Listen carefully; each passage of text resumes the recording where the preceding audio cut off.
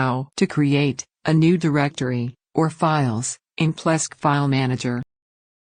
Log into your Plesk account. In the left sidebar of your Plesk account, click on the Files option. On the left side of this interface, there is a list of directories. Click to open the directory where you want to create a new file or a directory. For instance, click on the HTTP docs directory. In the File Manager interface, there are options at the top bar that perform different tasks. Go and click on the plus sign to open the drop-down list and then click to select Create Directory option.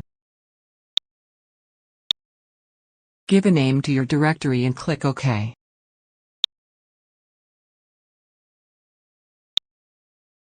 The directory has been created. Similarly, you can select Create File option from the drop-down list and give a name, with an extension, to your file.